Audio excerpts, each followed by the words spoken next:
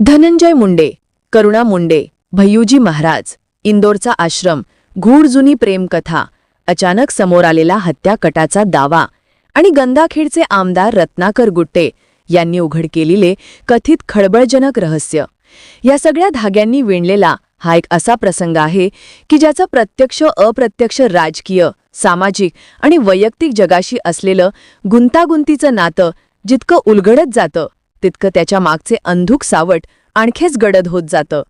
महाराष्ट्रातील सत्तापालट, राजकीय मतभेद, धनंजय मुंडे यांचा वेगानं वाढलेला राजकीय प्रभाव, त्यांच्या कुटुंबातील अंतर्गत गुंतागुंत, करुणा आणि धनंजय यांच्या प्रेमकथेची नाट्यमय पार्श्वभूमी, भय्यूजी महाराजांचा आश्रम हा फक्त आध्यात्मिक स्थळ नसून राजकीय नेत्यांच्या भेटीगाठींचं केंद्रस्थान कसं बनलं आणि शेवटी या आश्रमातच धनंजय मुंडे यांची हत्या होणार होती असा दावा नेमका का केला जातो. या सगळ्याचं धागं पकडून पाहिलं तर हा संपूर्ण प्रसंग आपसात जोडलेल्या अनेक उपकथांनी तयार झालेलं एक विशाल, गुंतागुंतीचं राजकीय मानवी नाट्य आहे. या कथेला व्यवस्थित समजून घेण्यासाठी सुरुवात करावी लागते करुणा मुंडे यांच्या त्या विशेष मुलाखतीपासून, ज्यात त्यांनी अतिशय शांतपणे, सहज भाषेत बोलताना अचानक सगळ्या देशाला हादरवून टाकणारे मोठे वावे केले होते. त्या मुलाखतीत करुणा सांगतात की मी माझ्या आईसोबत इंदोरमधील भय्यूजी महाराजांच्या आश्रमात गेले होते आणि तिथेच अचानक माझी धनंजय मुंडे यांच्यासोबत टक्कर झाली आणि त्या क्षणानंतर मी त्यांच्यावर मनापासून प्रेम करू लागले. हे उद्धरण जरी साधं वाटतं तरी त्याच्या मागे उभा असलेला काळ, त्यावेळची सामाजिक परिस्थिती, तिचं वय, त्यांचे राजकीय वजन, त्यांची ओळख, आश्रमाचं वातावरण हे सगळं एकत्र पाहिलं तर त्या भेटीचे परिणाम किती खोलवर गेले हे समजतं. त्यावेळी करुणा फक्त 16 वर्षांच्या होत्या. अजूनही कॉलेजमध्ये शिक्षण, भविष्यातल्या करिअरच्या स्वप्नांची सुरुवात, घरातील संस्कारांच्या मर्यादा आणि दुसरीकडे एका दमदार, कार्यक्षम, करिश्माई राजकीय कुटुंबातील महत्त्वाच्या तरुण नेत्याची झालेली अचानक भेट, हे सगळं एकत्र झाल्यावर ती प्रेमात पडणं स्वाभाविकच वाटतं. पण महत्त्वाचं म्हणजे ही भेट एक साधी भेट नव्हती, कारण तो आश्रम महाराष्ट्रातील अनेक मंत्र्यांच्या, काहीतर मंत्रीपदापेक्षा वरच्या पदांवर असणाऱ्या नेत्यांच्या नियमित ये-जा असणाऱ्या केंद्रस्थानी होता. भय्यूजी महाराज हे फक्त आध्यात्मिक व्यक्तिमत्व नव्हते, ते राजकारण, समाजसेवा, उद्योग जगत आणि सेलिब्रिटी विश्वातही प्रभावी चेहरे होते. त्यामुळे या आश्रमातील प्रत्येक भेट, प्रत्येक वावर, प्रत्येक संवाद स्वतःमध्येच एक राजकीय घटना ठरायचा. करुणा यांची आई त्या आश्रमावर श्रद्धा ठेवत असल्याने त्या वारंवार तिथे जात. पण करुणा स्वतः सांगतात की मी कधीच बाबाबुवांवर विश्वास ठेवला नाही. म्हणजेच त्यांचा आश्रमातला वावर हा धार्मिक नसून कौटुंबिक कारणांमुळे होता. याच दरम्यान एका दिवशी त्यांनी पहिल्यांदा धनंजय मुंडे यांना पाहिलं. युवा, उत्साही, अत्यंत प्रभावी व्यक्तिमत्व, बोलण्यात एक वेगळा आत्मविश्वास, वागण्यात सहजता आणि बरोबरच एक नम्र राजकीय शालीनता. अशा व्यक्तीला पाहून करुणा प्रभावित होणं ही त्या वयात खूप नैसर्गिक आहे. यांची ही भेट हळूहळू संवाद, ओळख, नातं आणि नंतर प्रेमकथेपर्यंत वाढत गेली. ही लव्ह स्टोरी वर्षानुवर्ष आश्रमाच्या वावरात अधिक घट्ट होत गेली. करुणा सांगतात की गोपीनाथ मुंडे यांना आमचं सगळं माहीत होतं. या विधानाचं वजन खूप मोठं आहे, कारण गोपीनाथ मुंडे हे त्या काळचे महाराष्ट्रातील सर्वात बलाढ्य, प्रखर, जनतेत लोकप्रिय आणि पक्षांतर्गत वजन असलेले नेते होते. त्यांच्या माहितीशिवाय त्या घरात काही मोठं घडणं अवघड होतं. म्हणजेच त्यांना या नात्याची जाणीव होती आणि त्यांनी शांतपणे त्याच्याकडे लक्ष दिलं, पाहिलं. पण प्रेमकथेत जेव्हा लग्नाचा टप्पा येतो तेव्हा नेहमीप्रमाणेच दोन्ही कुटुंबातून विरोध झाला. करुणा सांगतात की घरचे तयार नव्हते म्हणून आम्ही इंदोरमध्ये लग्न केलं.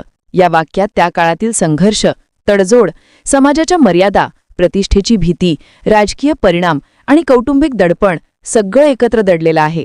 पण आता याच प्रेमकथेचा धागा गाठ धरून आमदार रत्नाकर गुट्टे यांनी केलेला दावा समजून घेणं आवश्यक ठरतं. त्यांचा दावा असा: इंदोरमध्ये धनंजय मुंडे यांची हत्या होणार होती. कोण, का, कसा, कुठल्या कारणांसाठी हा कट रचला गेला याबाबत गुट्टे स्पष्ट न बोलता फक्त एक संकेत देतात की हा कट आश्रमाशी संबंधित किंवा काही व्यक्तींशी संबंधित असू शकतो. पण महत्त्वाचं म्हणजे ते म्हणतात भय्यूजी महाराजांनी धनंजय मुंडे यांचा जीव वाचवला. हा दावा स्वतःमध्येच राजकीय भूकंप घडवणारा आहे, कारण भय्यूजी महाराज जिवंत असताना जितके प्रभावी होते तितकेच त्यांच्या मृत्यूनंतर गूढ बनले. 12 जून 2018 रोजी त्यांनी इंदोरच्या घरात स्वतःवर गोळी झाडून आत्महत्या केली. अधिकृत निष्कर्ष असा, पण या आत्महत्येबद्दल अनेक प्रश्न, संशय, तर्क, अफवा आणि संकेत पुढे येत गेले. काहींनी त्यावर राजकीय दबाव असल्याचं म्हटलं, काहींनी कौटुंबिक ताण, तर काहींनी व्यावसायिक, आध्यात्मिक क्षेत्रातील अंतर्गत कलह. पण त्यांच्यासारख्या प्रभावी व्यक्तीने आत्महत्या का करावी याचं आजपर्यंत ठोस उत्तर समोर आलं नाही.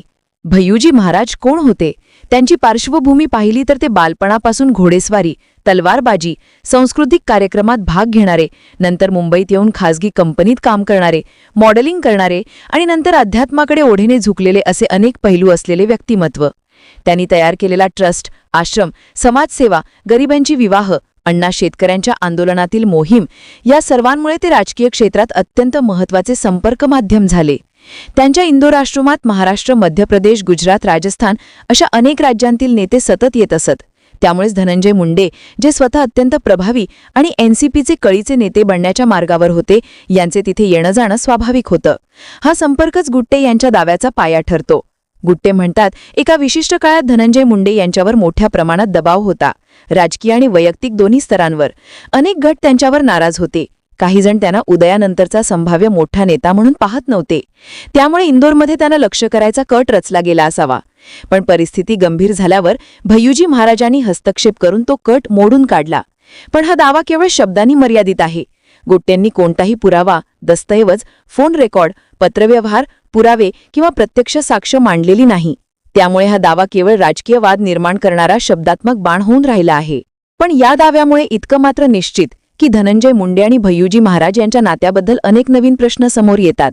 दोघांचे संबंध कसे होते? किती जवळचे होते? कोणत्या परिस्थितीत महाराजांनी त्यांना वाचवलं? हा कट कुणी रचला होता? तो राजकीय होता का वैयक्तिक? की आश्रमातील एखाद्या अंतर्गत गटाशी संबंधित होता? या प्रश्नांची उत्तरं गोढच आहेत. पण गुट्टे यांच्या दाव्यानंतर संपूर्ण घटना पुन्हा एकदा सर्वांच्या चर्चेत आली आहे. करुणा आणि धनंजय यांच्या प्रेमकथेपासून सुरुवात होऊन भय्यूजी महाराजांच्या आध्यात्मिक साम्राज्यापर्यंत आणि नंतर त्यांच्या आत्महत्येच्या गूढ घटनेपर्यंत या सगळ्या घटकांची सांगड घातली तर रत्नाकर गुट्टे यांनी केलेला दावा अचानक लोकांच्या मनात संशय पेरतो. महाराजातील राजकारणात अंतर्गत शत्रुत्व, मत्सर, सत्ता, प्रभाव, पदांची स्पर्धा यामुळे अनेकदा गुप्त नाराजी वाढत गेली आहे. धनंजय मुंडे यांच्या बाबतीतही तसंच काही घडलं असेल का? हा प्रश्न उभा राहतो. पण त्यावर ठोस उत्तरं नाहीत. भय्यूजी महाराजांचे अचानक निवर्तन आणि त्यानंतर या कथांचे नव्याने फुगलेले फुगे या सगळ्यामुळे गुट्टे यांच्या दाव्यात नेमकं सत्य किती आहे आणि राजकीय उपरोध किती हे अजूनही अस्पष्टच आहे. शेवटी एकच गोष्ट स्पष्ट होते, धनंजय मुंडे यांच्या आयुष्यात इंदोर आश्रम हा एक महत्त्वाचा टप्पा आहे. त्यांच्या वैयक्तिक नात्याचा, करुणासोबतच्या नात्याचा पाया तिथे रचला गेला आणि आता दावा असा आहे की त्यांचा जीवही तिथेच वाचला. हा योगायोग की काहीतरी खोलवरचं रहस्य हे सांगणं अवघड आहे. पण रत्नाकर गुट्टे यांनी हा मुद्दा पुन्हा समोर आणून सध्याच्या राजकीय वातावरणात नव्याने वादंग पेटवला आहे. आता प्रश्न तुमचाच आहे, गुट्टे यांचा दावा सत्य असू शकतो का? धनंजय मुंडे यांच्या हत्येचा कट खरोखर रचला होता का? भय्यूजी महाराजांनी त्यांना वाचवलं असू शकतं का? की हे केवळ मोठमोठ्या नावांचा वापर करून चर्चेत राहण्याचा राजकीय खेळ आहे? तुमचं मत आम्हाला कमेंटमध्ये नक्की कळवा. आणि अशा अजून खोलवरच्या कथा, विश्लेषणं आणि सत्याच्या थरांवर प्रकाश टाकणारे व्हिडिओ मिस होऊ नयेत यासाठी चॅनलला सबस्क्राईब करा.